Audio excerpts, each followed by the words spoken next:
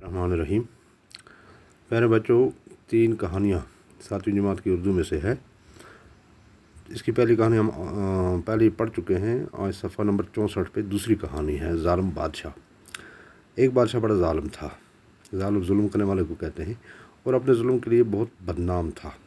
بدنام مطلب جس کی شہرت خراب ہو۔ اسی زمانے کی بات ہے، شہر میں ایک بزرگ رہتے تھے۔ سب امیر و غریب دل سے ان کی عزت کرتے تھے۔ بزرگ جو کچھ کہتے سب لوگ توجہ سے سنتے، یعنی دلچسپی سے سنتے۔ ایک دن کچھ لوگوں نے بزرگ سے کہا، اس ظالم بادشاہ کو آپ ہی کچھ سمجھائیں تاکہ یہ ظلم کرنا چھوڑ دے۔ بزرگ نے جواب دیا، سچی باتیں سچے آدمی ہی سنتے ہیں۔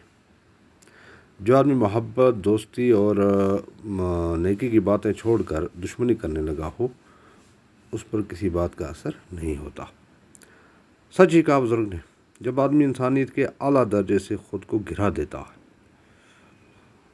اور برے کاموں میں لگ جاتا ہے تو اس کا ضمیر مر جاتا ہے، اور کسی بھی نیک بات کا اس پر کوئی اثر نہیں ہوتا۔ بچوں، بہت بڑی بات ہے۔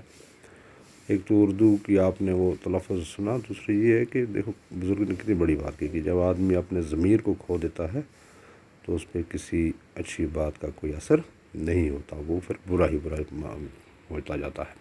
اس کے الفاظ ہیں، ظالم ظلم کرنے والا، بدنام وہ شخص جو خراب شہرت رکھتا ہو۔ پھر سوال نمبر 5 ہے اسی میں سے، ظالم بادشاہ کس کام کے لیے بدنام تھا؟ تو اس کا جواب ہے، ظالم بادشاہ ظلم کے لیے بدنام تھا۔ تو پھر اس کی خالی جگہیں 2 ہیں۔ دریا کے کنارے ایک ڈیش ڈیش کا درخت تھا، یہ پچھلی کہانی میں سے ہے۔ تو دریا کے کنارے ایک آم کا درخت تھا۔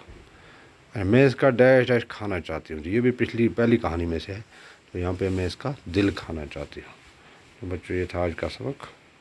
امید ہے کہ آپ کو سمجھ بھی آیا ہوگا۔